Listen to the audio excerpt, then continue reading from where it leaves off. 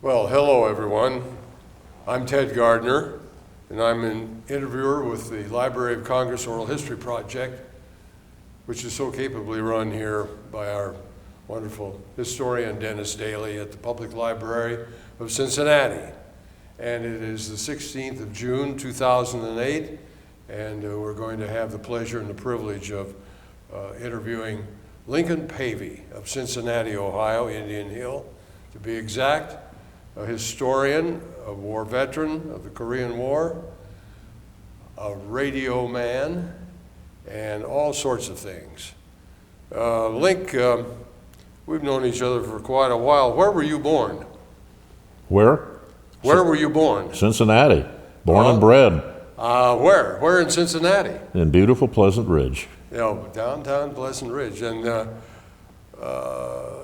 tell us about your family. Did you have siblings? No. Only child? No, I was an only child. Yeah. What did your father do? Well, my father was a flight instructor in World War I. How about that? And when that war ended, he came back to Cincinnati and opened up an automobile dealership over in Hyde Park, Wendell Pavey Ford. How about that? And maintained his flying activity, unfortunately, because he was killed in an airplane crash in Oh, I didn't know that. 1928. 1928. My goodness. What year were you born? 1925. 1925. Well, that's so sad. You didn't get to know your father very well then. Not well at all. My goodness sakes. Oh, how sad. Where was the Pavey automobile dealership? Well, it was on Madison Road, right at the railroad tracks, where it's now occupied by Buskin Bakery. Oh, yeah, sure. Yes. Right there, across from... And okay. the dealership was in that building. Well, and it changed hands a few times after it went out of business and is now, I should say, doing cookies and crackers for Buskin. Where did you go to elementary school? Pleasant Ridge, of course. Pleasant Ridge School. Withrow High School. Okay. Tell us about your interests in school in your high school days. Were you involved in athletics, dramatics, music, anything like that? Tell us about it. Well, not in athletics that much. I was pretty much of a klutz, but music I liked. I liked the big bands very much, and yes. I still do. Right. So we spent as much time as we could listening to the wonderful music of the era, the Glenn Miller, Harry James, so forth. And but I seem to have a bent towards math and science. Excellent. After high school, what happened to you?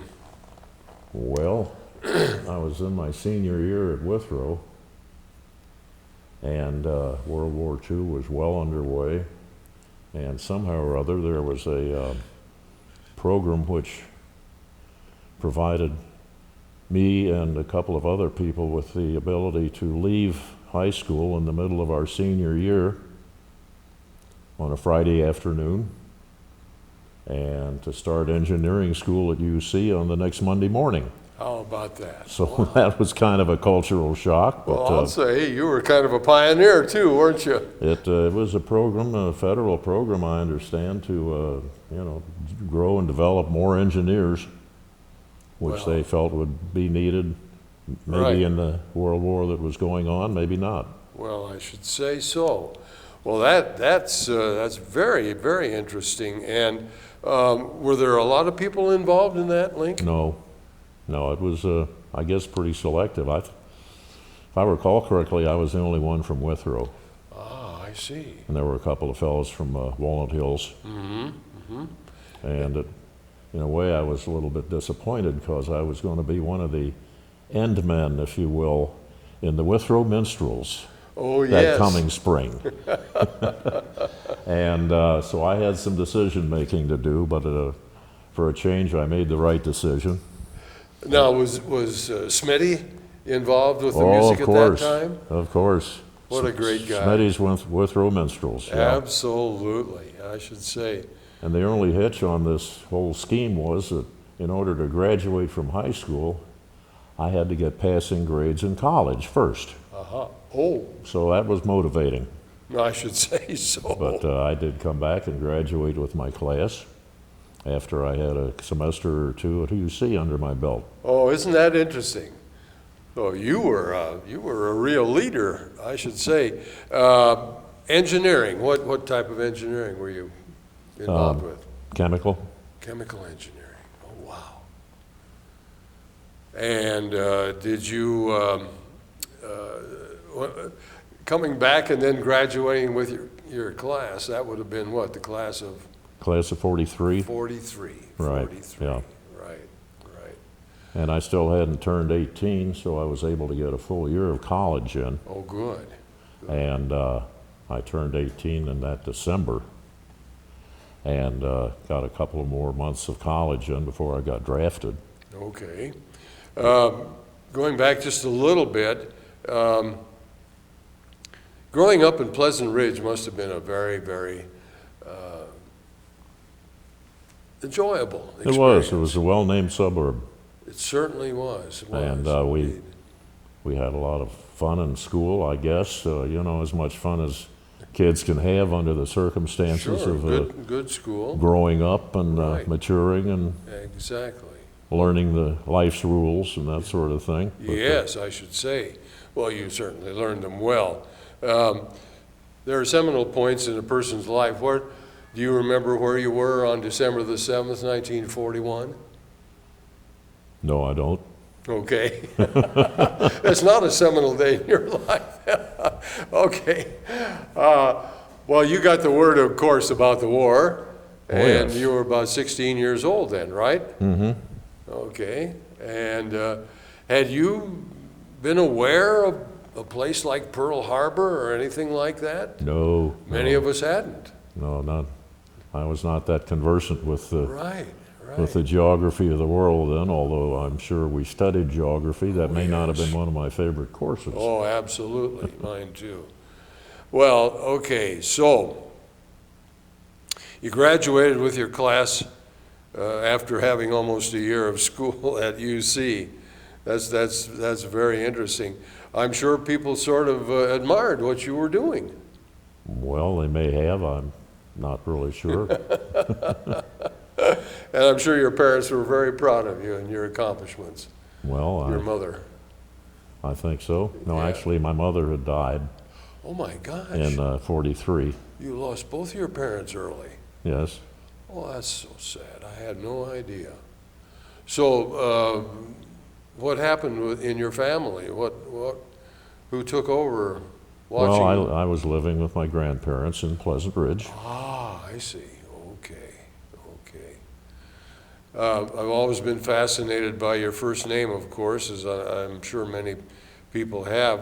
Was there a significant reason for your being named by the 16th president? Well, I understand that I wasn't named for the president, actually, that, as I mentioned, my father was a Ford dealer in the early days.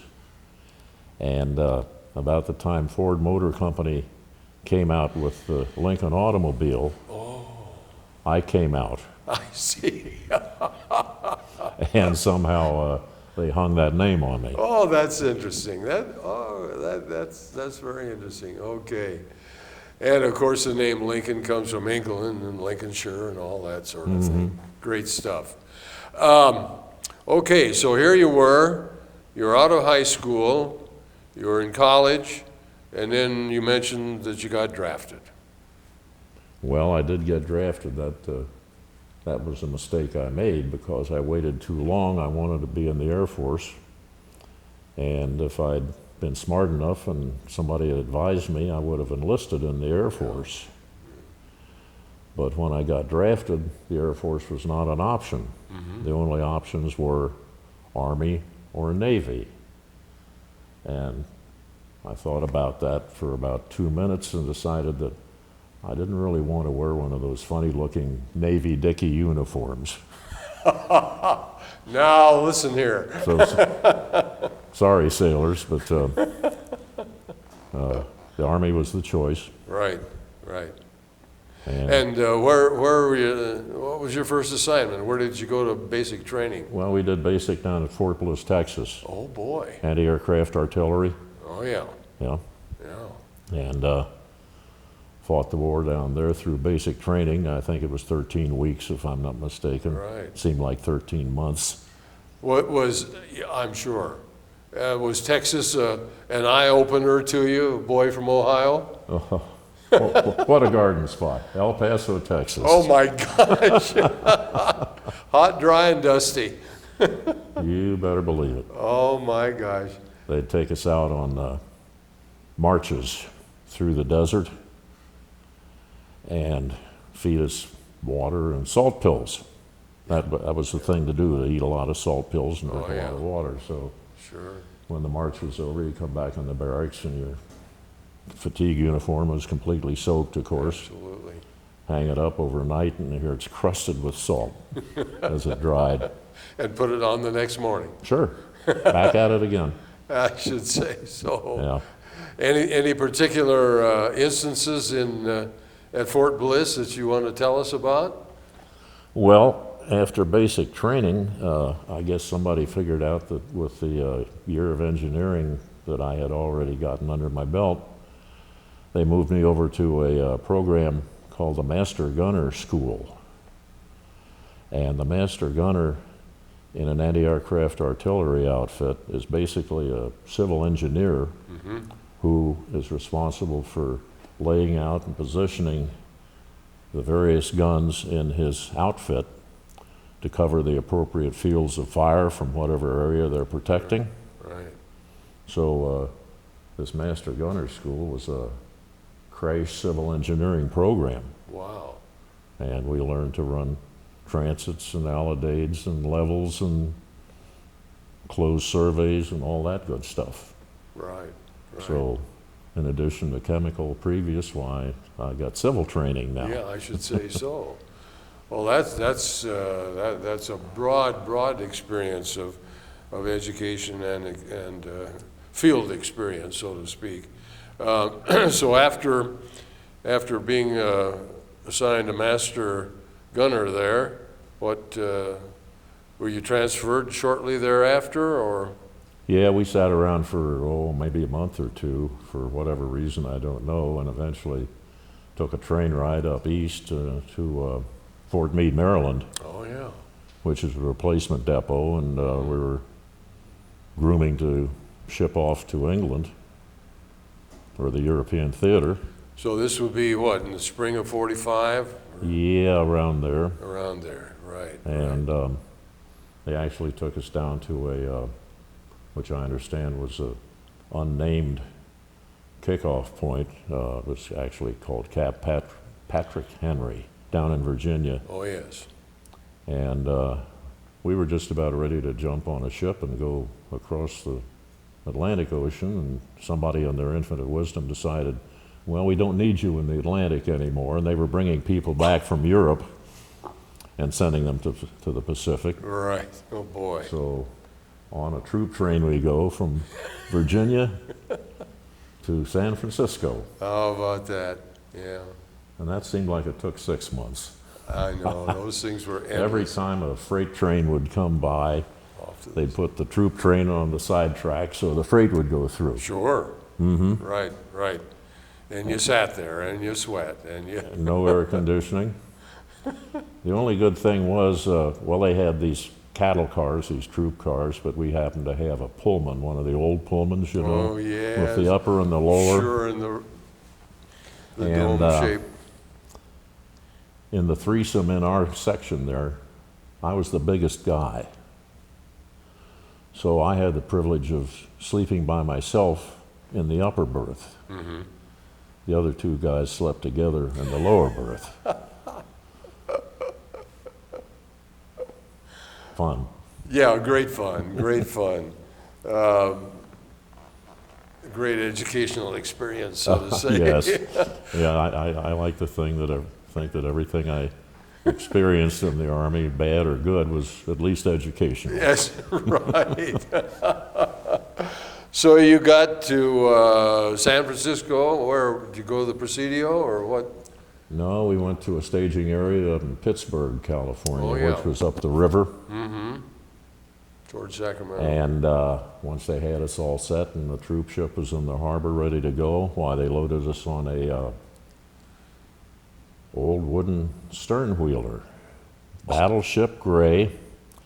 And only years after this battleship gray stern wheeler took us down to San Francisco Bay did I find out that it was the Delta Queen. How about that?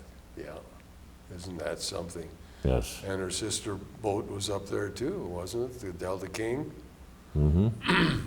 Isn't that interesting? So we debarked the Delta Queen and loaded onto the Okaloosa, I believe the name was. That was a transport? Yeah, it was one of these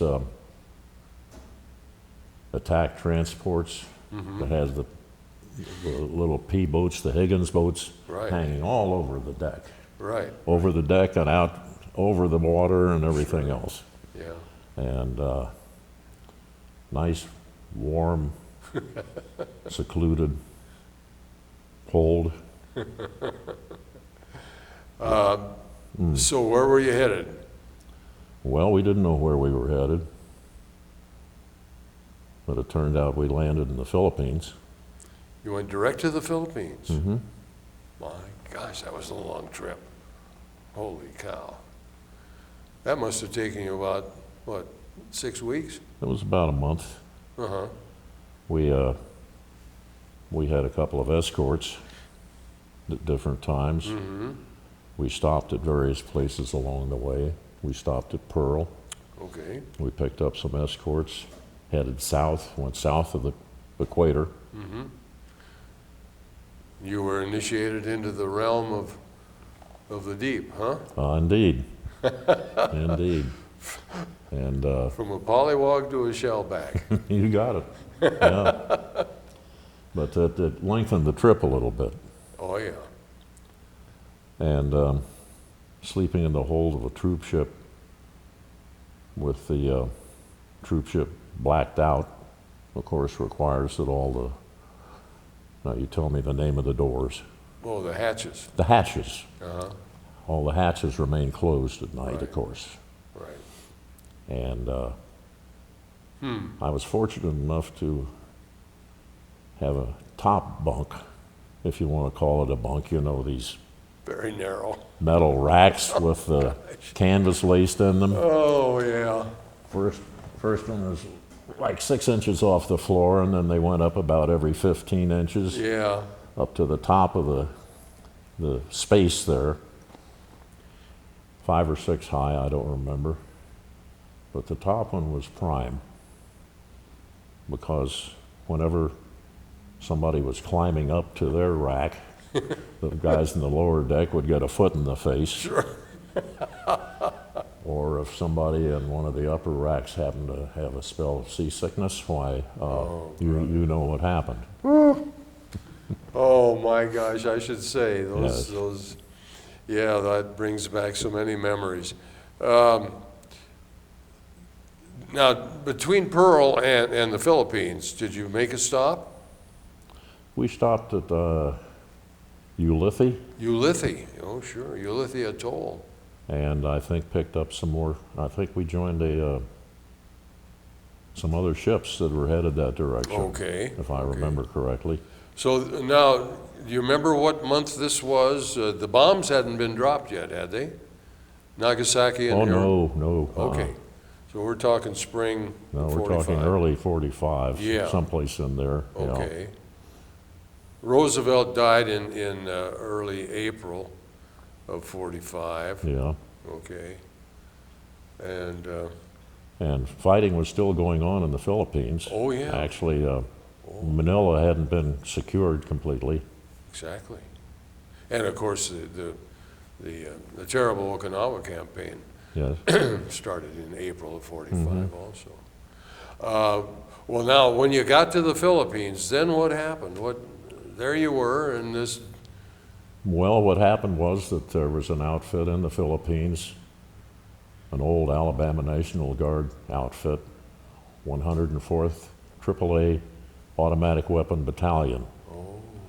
And these anti-aircraft outfits, they kept getting moved around from point to point and transferred from army to army and Sure. division to division and so forth.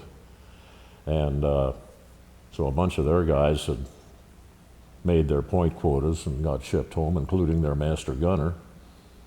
And so they picked me up from the Philippines, and There you are. I was the new kid on the block. And Had you gotten your sergeant's stripes by that time? no, I was still a buck private. A buck private, my Yeah. gosh. But the I mean, they put a lot of responsibility on you for well, the buck private. battalion commander was considerate enough that he did promote me as fast as he could. Uh-huh. And first PFC, and then corporal, and then 3 stripes. Yeah, And the MOS called for a tech sergeant, tech. but the war ended too soon. I understand. Yeah, I understand. Well, that must have been quite an unforgettable experience in itself, being in the Philippines. Well- Where'd you go ashore? Do you remember where you went ashore? Yeah, Manila, Right in Manila. Manila Bay. Okay, okay. right up one of those big rope Oh, mat things. sure, rat lines and Yeah. everything. My gosh. And Did you carry sidearms or anything? not when we landed, no. Not when you landed. No. But acquired one shortly thereafter. Now, did you set up an anti-aircraft gun or cannon of any sort there, or was there an emplacement there already for you? They were at Clark Field, Clark Field, oh yeah. Mhm.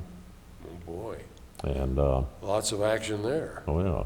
Phew, But my job was done by the time I got there. I see, I see. So we really found out that these old Alabama boys, they were a little hard to get to know, Yeah, and they kind of resented a fellow that might not be a staunch Southerner coming in and joining the outfit. of course, oh yeah. But we worked our way around that problem because the K rations and the C rations all had little packets of dried fruit Mm-hmm. and sugar. And in the morning, right about first light, when there was still a haze hanging over the jungle, if you looked out there very carefully, you could see these little curls of smoke coming up out of the jungle.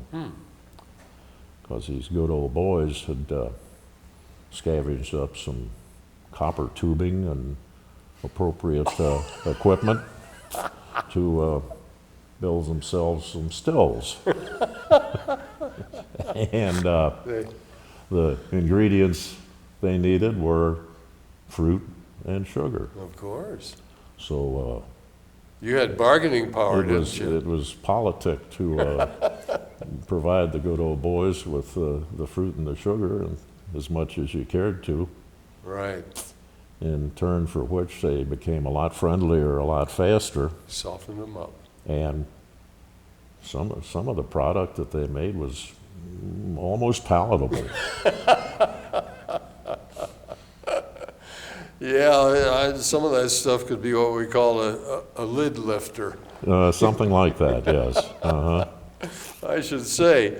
Well, these guys from Alabama, now they, of course, as you've pointed out, they were solid Southerners, and here again, here you, boy from north of the Mason-Dixon line, and of course you weren't alone. You had a lot of buddies in your outfit, didn't you, that were Yeah. of the There similar. were 2 other Cincinnatians in the outfit, a fellow named Bob Canoven I'll be darned. and a very fine young man named Bob Winter. Uh-huh. And so we got acquainted rather rapidly. Oh, I should Bob say. Van Hooven worked in the kitchen crew, and he was a good guy to know. Yes. And Bob Winter tried valiantly to teach me to play chess and didn't have much success in doing that. Well, that was nice to be able to have a connection, you know, with Oh, yeah. Cincinnatians. A few. And the composition of the anti-aircraft battalion was a headquarters company and 4 other companies, A, B, C, and D. Headquarters, of course, ran the operation, and each of the other 4 companies had 4 40 millimeter guns apiece. There were 16 total 40 millimeters in the battalion, and each platoon had its 40 millimeter gun. There were 4 platoons per company, or battery rather. Right. And right. like that. So we had a nicely structured little organization there. Well, I should say you did. How long were you there? Well, we were in the Philippines until after the bomb. After the bomb, after August. We had moved up north by then. We were up by, I believe it's Lingayen Gulf. Oh, yeah. Yeah. Oh, yeah. And we were kind of in garrison. We didn't have any more airplanes to shoot at. Right.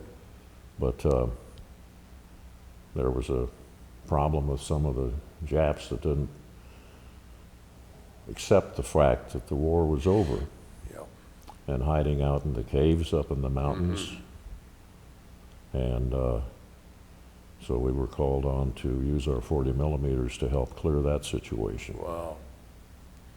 Yes, that was a very, very interesting bit of history about those remnants of the old Japanese army there and so forth. Right. And but anyway, now and Lingayen Gulf, of course, there was a terrific naval battle there in late '44. So we were garrisoned up there, training to invade Japan. Yes, yes. And the more news we got about what that was going to be like, the less fun it sounded like. Right, exactly. And one day the announcement came down that Hiroshima had been bombed. Right. Okay. You got that word when you were up there Yeah. at Lingayen. Mm-hmm. And what was it, 3 days later, Nagasaki? Yep. And then I believe it was, what was it, August 2nd? When the papers were signed on the Missouri? September the 2nd. September Yeah. 2nd, right. Yeah, right. And I have a bootleg picture at home of the Missouri at the time the pictures or the papers were being signed on deck Oh, yeah. from a B-17 that overflew Right. the battleship How about that? illegally. Yeah. Well, now that's a great picture to have. It's a good one, Yeah, you got that in the right. photo album, I'll Yeah. bet. So we were quite pleased that we did get the assignment to go to Japan and in the Army of Occupation. We were very pleased that we weren't going to invade. I should say. And after we got to Japan and found out what we would have encountered, we were more pleased than ever. Yes. I mentioned earlier, Harry Truman, up to that point in time, wasn't one of my favorite people. Right. But after he made the decision and saved lots of lives, hundreds of thousands of lives on both sides, Yep. why, I liked Harry a little better. I agree exactly with you. You and I are in concert. And that is so important. And it's so important that you're getting this across, not only to your family who will see this, but also your friends. And there are so many of the younger generations today who just don't understand that at all. Well, that's And right. it's so important to get that across. I assume it's just not properly taught in the schools, Exactly. and I don't even know if it's anything is along those subjects is taught in the Japanese schools. That's what I understand, yeah. They're still in denial, Yeah. yeah. But we went originally to one of the smaller islands. It was called Shikoku.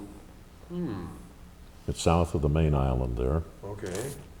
and pretty much rural. And the capital of Shikoku was a little village called Matsuyama. And so after all the fun and games of loading onto the LST down there at the Lingayen Gulf, Oh, brother. well, that was a hoot. My assignment was to drive a Jeep up the ramp Uh-huh. that had a 1-ton trailer on the back. Oh, yeah. And on the beach, the guy said, Link, hit it hard, give it everything you've got. Floor it, huh? So Link hit it hard and gave it everything I got. And finally got the thing in and down on the deck of the ship there, and the guy said, Link, boy, do you know what happened there? I said, yeah, well, I drove it up the ramp, you told me to. He said, you know, you were straight up in the air. Oh, my gosh. So they gave me an assignment, and I did it. You bet. And then we offloaded at Shikoku, and the officers went into town and looked around. Nobody. Really? Nobody. Abandoned? It was 2, 3, 4 days before we ever saw a Japanese resident who had been in hiding and who had been so brainwashed that they were told They're all going to be killed. if the Americanos ever come to our country, they will rape your women and eat your children. Yeah. Yeah. And they were seriously scared. Right. You've seen the pictures, I guess it was on Okinawa, of the Japanese that were jumping off the In the cliff. Marianas, in the Marianas, Saipan, Marianas, Tinian, yeah, yeah. And they were just all so brainwashed. It was just unbelievable. Oh, it was horrible. Women holding their babies and jumping into the sea and all that. Yeah. Yeah, that was thing. And you know, you brought up a very interesting psychological problem that we had, and that was trying to convince those people that we were not going to do it. That's right. You know, And that's what we were working at there. that's what you were working on, of course. In this assignment that we had, we eventually got through to them pretty well. They liked our cigarettes. Oh yeah. They liked our Hershey bars. Yep. So they came filtering back out of the hills, huh, and into the village. Well, Matsuyama wasn't that hilly, actually. Oh, okay. But they had been in hiding Yeah. when this big old LST came lumbering up there and dropped the ramp. And as I recall, the battalion commander somehow made contact with the mayor of the city Uh-huh. and worked our way in through him. Ah, yes, yes. And it eventually got to the point where they were doing helpful things around our bivouac Right. there, and where we were allowed to use their bathhouse, which was quite an experience to a young, innocent boy from the States. Oh, boy. Splashing around and Find that the bathhouse attendants didn't wear shirts, but they were female. uh-huh. And for an appropriate tip, why, they would walk barefoot on your back.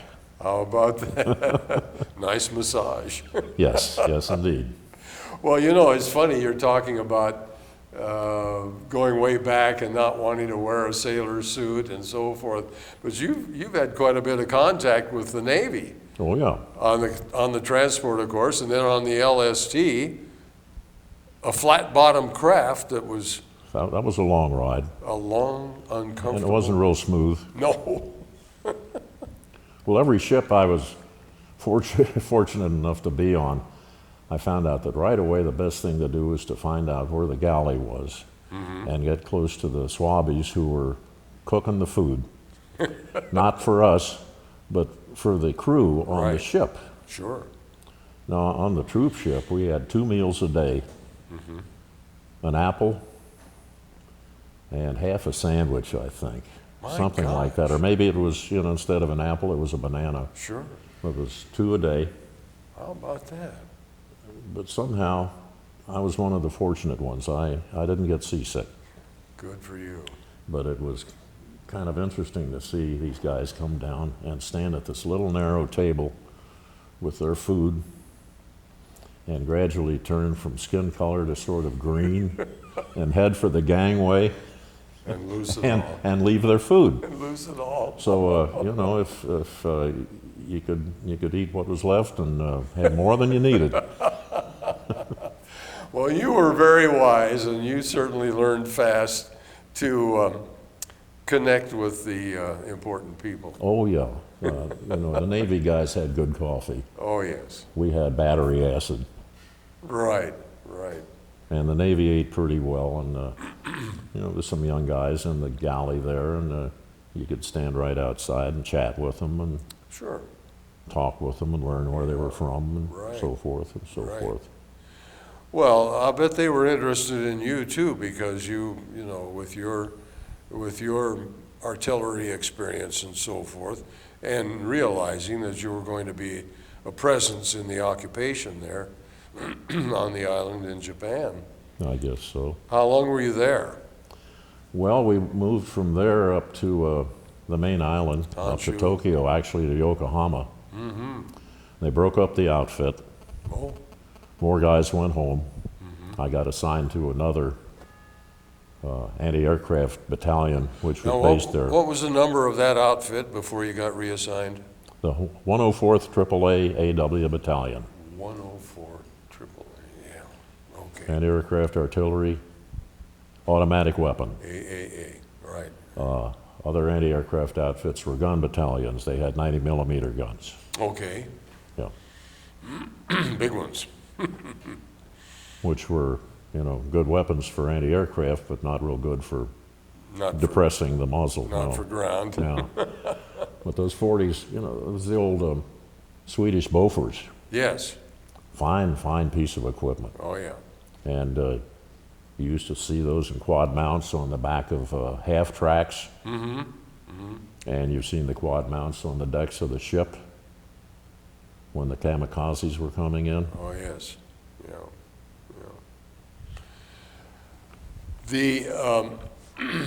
What's interesting and what we want to get across to your family and friends on this DVD is, your really deep personal feelings about this sort of thing. You've already mentioned that about Harry Truman and about the philosophy of dropping the bombs and so forth.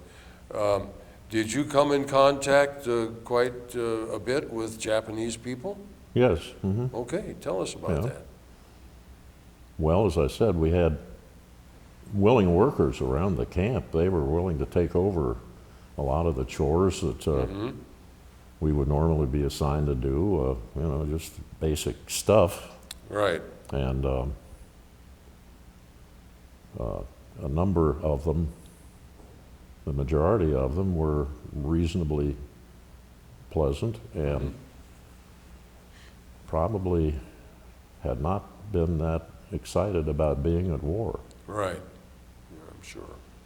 But the concept of the fact that all the Japanese people were small was not correct, No, because there were special forces, or if you will, or home guard, or whatever.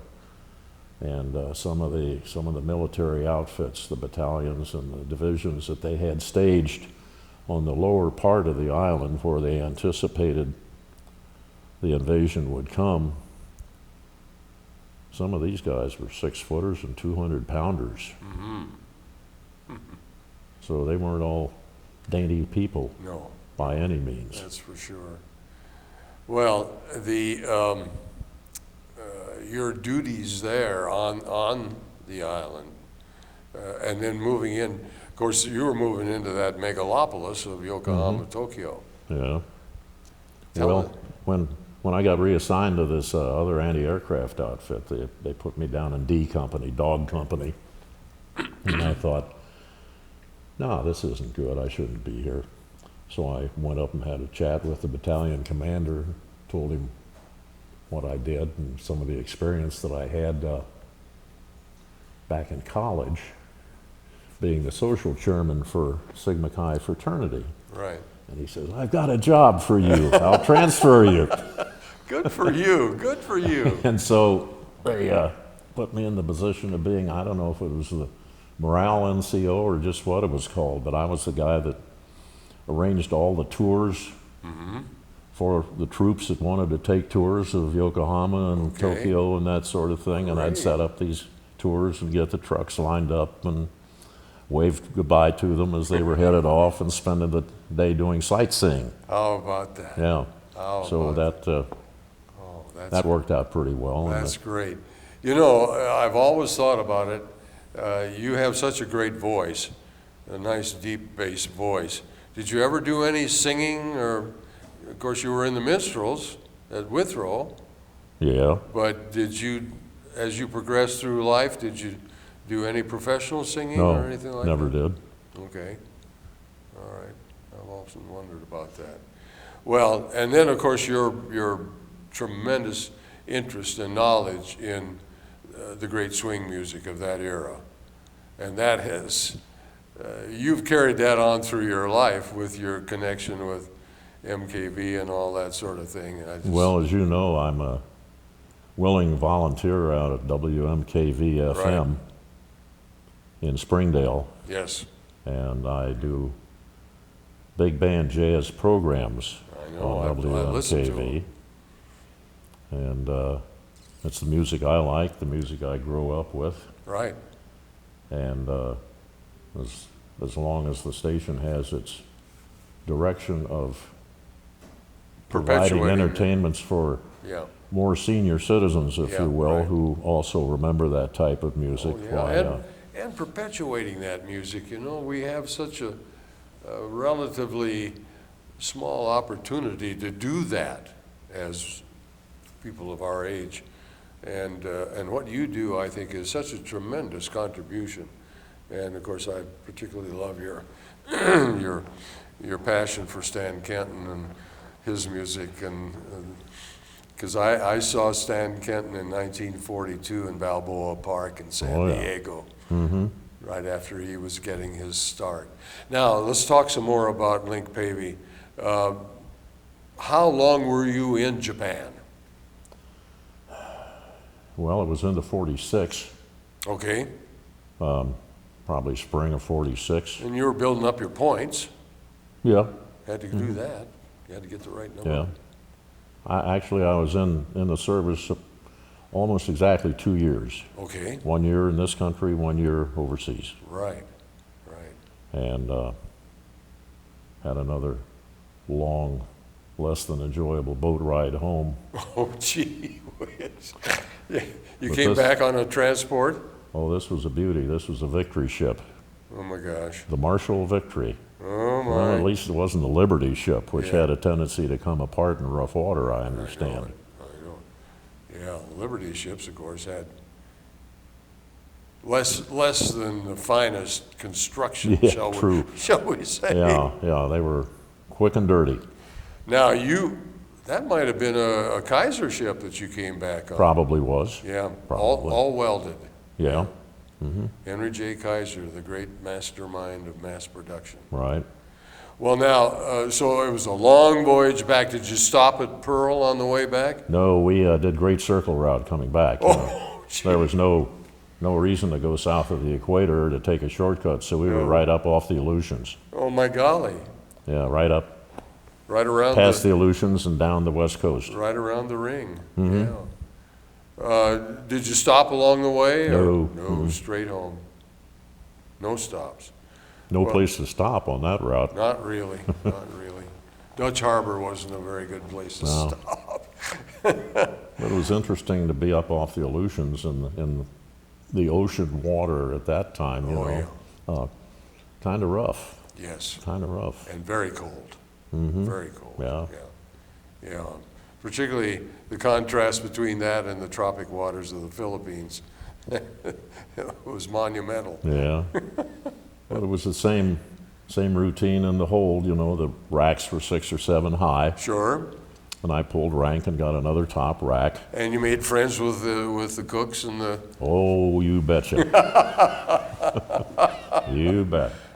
You knew exactly what to All do. the right people. You betcha, I should say.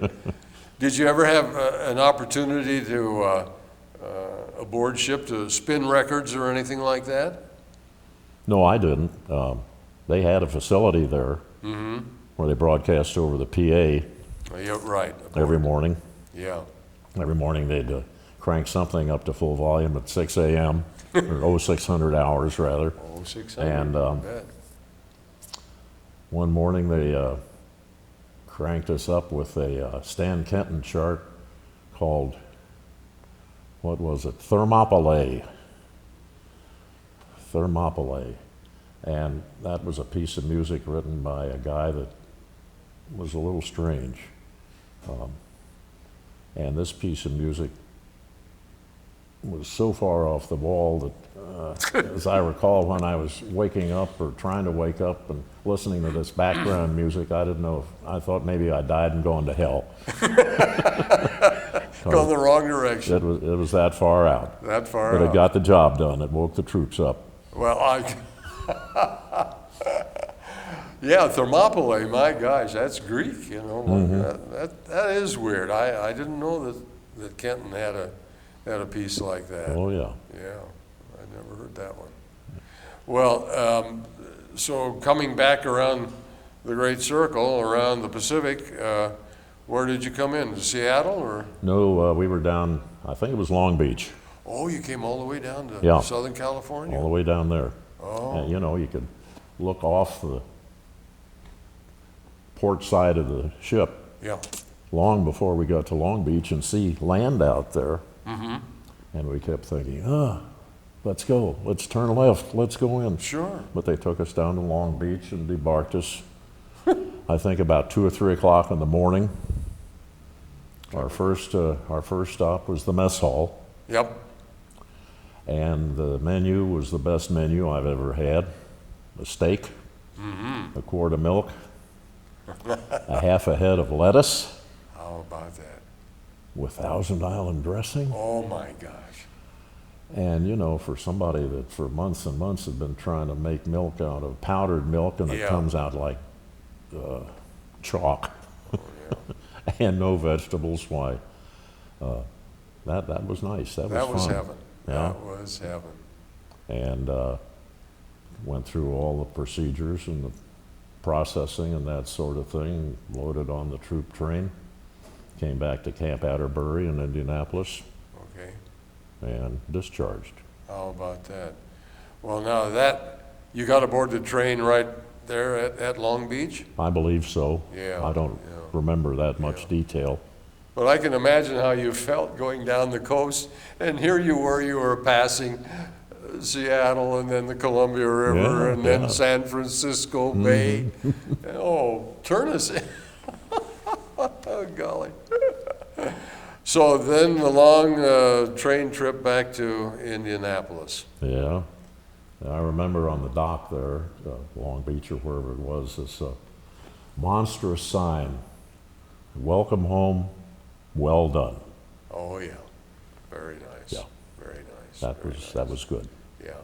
Did you ever get to march in a parade or anything? Yeah, we did some parades at Bliss. Oh, you did? I think we had a graduation parade from yeah. basic training, if I'm not mistaken. Okay. But how about a victory parade after the end of the war? No, Nothing like it. No marching down no, they did that in Fifth Avenue and in New Pennsylvania York, Avenue yeah. and Well, I thought they all might have those done. places. I wasn't a Cincinnatian, but I thought maybe they might have done it downtown at Fifth and Vine in Cincinnati. I think when we finally confirmed that the war had officially ended there, and when we were in the Philippines, I think everybody gave a big sigh of relief and cracked another beer and get home. Said, Absolutely. maybe we're going to live. Sure. That was the prevailing feeling, and you wanted to get back to your home area and your family and Yeah. girlfriends, whatever. When you got home, now you'd had this tremendous experience, and I'm sure you feel the way that most of us felt, that we wouldn't have traded it for anything, really. It was an experience of a lifetime, and the fact that we survived helped. Well, I guess it was the experience of a lifetime. I wouldn't want to do it again. I don't feel that my experience was in any way extraordinary or heroic. Right. We got shot at a little bit, but shot at and missed. Compared to some of those poor, Oh gosh, yes. well, Oh yeah. poor guys that I know Yeah. personally Right. who did the Iwo Jima thing and the Yes. Guadalcanal thing and Exactly. In the Philippines. and the Battle of the Bulge thing. Yes. I didn't have those experiences. Yeah. Well. But you made a tremendous contribution, and knowing you as a strong but gentle man, and experienced with people and everything, I'm sure that you made an impression on somebody along the line, and that's very good. And I keep looking back at your occupation experience in Japan. I want to touch on that just a little bit more. You mentioned, of course, the politics of the Army and so forth, and we understand that. Did you have any really interaction with the Japanese people other than the ones who worked, in the village? No, not really. Okay. Not really. The officers did to some extent. Yes, yes. But you're arranging tours and all that sort of thing. Now, was that just in the Philippines, or was that in No, Japan? that was in Japan. That was in Japan. Yeah, that was not in the Philippines. No, that was Yeah, that was when the occupation period. occupation forces were there in Sure. full flower, and it was the thing to do to let the troops go out and see what was there and Exactly. try and interact and meet and greet and so Yeah, forth. Right. And show the flag and show the peaceful attitude. They gave us all a little Japanese-American dictionary. Oh, And so you could take your little dictionary out, and if you wanted to say something to a Jap that didn't speak English, why, you could look this up in this phrase dictionary. And I think about the only phrase I really remember from all that was "Benjo wa doko desu ka?" ooh, that's impressive. That's a good one. That's one you need frequently. That's "Where's the bathroom?" I love it. Now we got some time, and I want to follow up with your peacetime experience. Now you're back home in Cincinnati, back in Pleasant Ridge. Yeah, Came back to Pleasant Ridge. sure did. Now, what about your further education? Well, went back and re-registered at UC and Okay. moved it along. UC had the accelerated program going at that time in the engineering school. Oh yeah. And in engineering at UC, they had the co-op program where you Yes. went to school for one period and went out in the field and worked for another period. Right. But they suspended that if the student wished to, as all these troops were coming back and just loading up the school there. Exactly. And the funny thing is, I had the year before I went in the Army, I had 2 years in the Army. I came back and completed 4 years of UC in 2 years and graduated with my original class, Oh, for God's sakes. the class of 48. Sharp. You were sharp. That And I'm was, kind of sorry I did that. I was, once I was having such a good time in school there, and all of a sudden here I am, and I'm too dumb to go to graduate school and use up the rest of the GI Bill that I let go down the drain. Yeah, I did too. I thought, I want to get out and get a job. Yep. Yeah, do that this, was- do this, do that this. was yeah. it. So, but that was kind of unique. Yes, I should say. So We- then, did you get into the, upon graduation from the engineering school, did you go right into industry? Yes. And where did you work? Well, for a number of years, I thought since my father had been an automobile dealer, I'd give that industry a try. So I went to work as a car salesman, Aha, and right here in Cincinnati. right here in Cincinnati. How about that? And since my dad had been a Lincoln dealer, why I went to work for a little shop over in Hyde Park called Johnny Dell Motors. Johnny Dell Motors. And I didn't know that. Johnny Dell was a Lincoln Mercury dealer, and so I was selling those big honking Mercuries Oh, yeah. and bigger honking Lincolns. Wonderful car. Oh, my God, that Continental and everything. But after several years of that, I decided maybe that wasn't exactly how I wanted to spend my career, so I interviewed and went to work for Big Blue, IBM. Became a computer salesman. Oh, you did? Yeah. I didn't know that. Well, now, gosh, you got in early on the computer industry then, didn't you? Oh, this was back in the days of punch cards and monster computers that would fill this room several times over Things. Yeah. and heat the whole building. How about that? Yeah. So that was my main career. Now, that must have been very interesting because It was. of the people you called on. Oh, yeah. Yeah. It was, You were out in the field, right? yes. Manufacturer's rep, I guess you'd say so to that. speak. Yeah. Well, tell us about some of that, some of the people you met.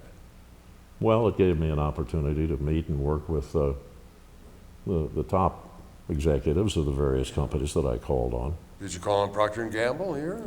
I didn't have that as my part of my territory. Oh, I see. There was a special sales team that handled Procter, Yeah. another one that handled the GE plant, And the milling machine. and Millicron, Yeah. although I did spend quite a bit of time working at Millicron. They got me involved in a pilot program of data collection equipment, Oh, my gosh. and so I pioneered both learning that equipment and installing that equipment at the Cincinnati milling machine. Well, isn't that Originally at their pilot plant up in Wilmington, interesting? Okay. which was a much smaller shop than here, and they decided they'd just put a big toe in the water and see how that worked. And Sure. it worked pretty well up there, so we So got you worked with old Frederick Geyer, huh? yeah, among others. How about that? Uh-huh. Oh, that is fascinating. Well, I know that people are going to be interested to to hear your story and hear you telling about this. Anything else come to mind that you'd like to add to this? We got a couple of minutes left. As I said, I didn't see nearly as much war as a lot of guys did. Well, I know, but And I know, but you should never demean that. Don't ever. to a little, somewhat degree, I feel a little guilty about that, but nevertheless. Well, that was your age. You had no. I think the most harrowing experience I had was on the troop ship coming across from this country to the Philippines. Oh yeah. As I mentioned, they had these Higgins boats hanging all over the Yeah. decks. And sleeping down in the hold was not a good thing. So we'd go out and sleep on deck. Yep. But once in a while, one of these tropical showers would come through, and you'd get a bit wet, and you'd duck under these boats. And a whole series along both sides of the boat, they had these boats where they were half hanging over the deck and half hanging over the ocean. Right. And I was sleeping one night under one of these guys, and I don't remember whether it rained that night or not. But the ship is blacked out, you understand. Oh, You yeah. can't see your hand in front of your face. Dark ship. And I woke up and I thought,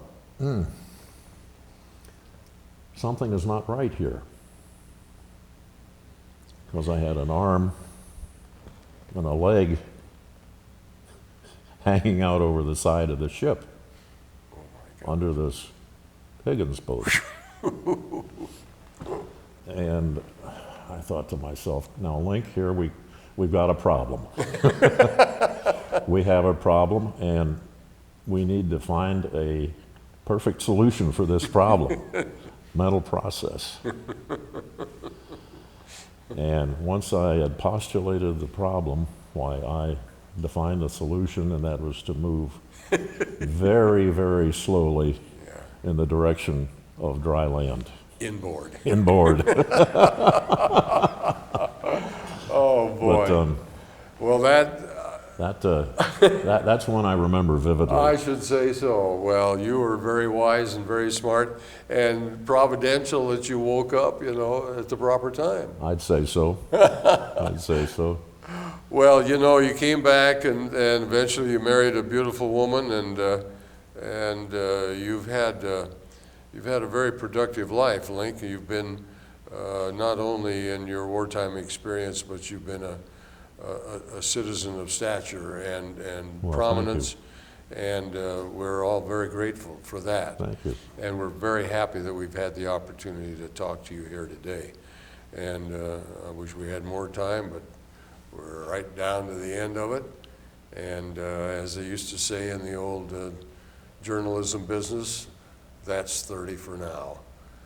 Link Pavey, thank you a million. Thank you, Ted. God bless, and My pleasure. You're going to enjoy it. You get that DVD. Very enjoyable.